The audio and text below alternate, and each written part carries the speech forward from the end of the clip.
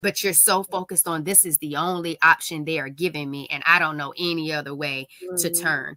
When it came to you and you said, this is not normal, I'm sitting with this pain, I'm realizing emotions are in the hips for a lot of women, and so there's intentional movement that I'm going to be doing to help release that emotion in my hips to hopefully reduce any possible onset of pain.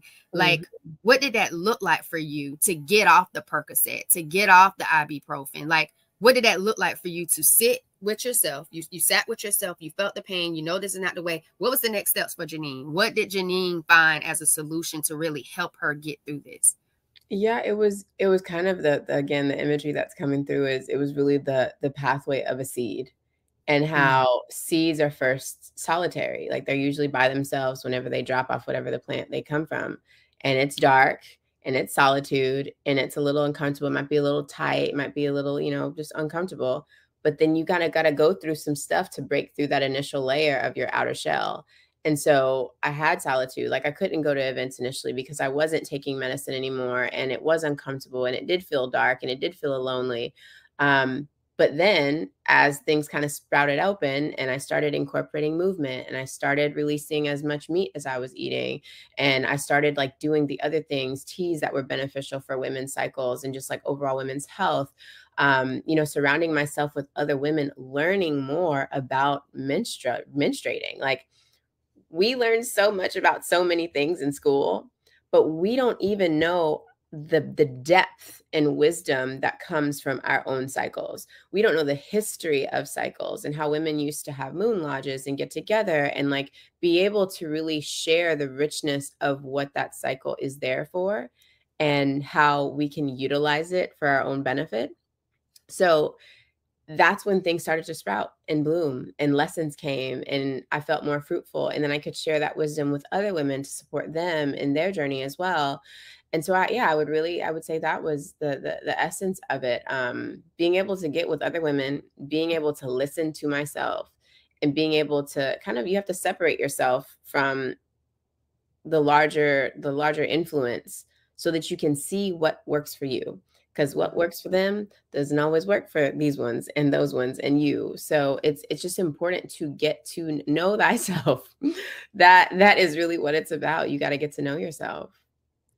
I love that. And so, y'all, if you're getting any type of value, you're feeling the vibes, I want you to, if you're watching on YouTube, go ahead and like the video, subscribe to the channel. And then after you finish this, make sure you share it with someone that you love and care about, that any of this information might resonate.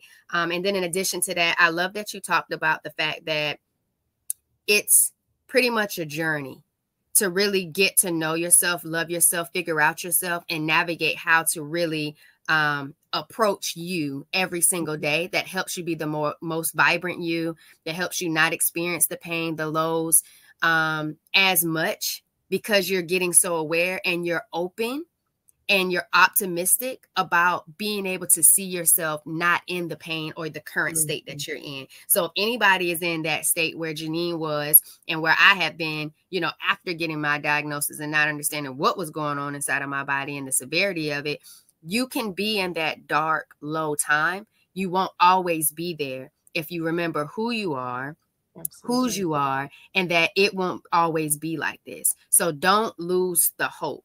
Love on yourself in this aspect, because as soon as the journey starts to open up for you, you're going to be the first one there to love on you and give yourself that grace to say, hey, I'm still here. And so I love that you took us there, Janeen, but it all went right back to yourself, like being you, connecting with you, having that space with you. And I also like that you hit on the cycle. We weren't taught a whole bunch about your cycle, the in-depths. We didn't even talk a lot about fibroids, PCOS, endometriosis. Like, those weren't even terms in our health books. Those weren't part of conversations that we were having.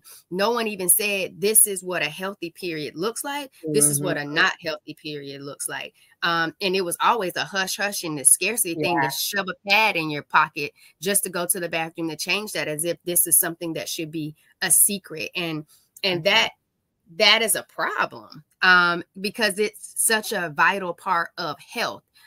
vitality, but most importantly, how you continue to create generations and legacies. And if you can't do that with your own healthy body, what does the world look like? And if the world isn't supporting a healthy body and a healthy flow of life, and you can take that, you know, the various ways of a flow could go.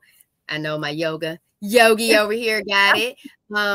Like that's a big thing. And so what I love about this part of the conversation is that's what I created in like a guide, Janeen, because it was on this basic level. And as I continued on my healing journey, I was like, you know what? These are the different phases of the cycle. During the different phases of the cycle, the body is doing different things.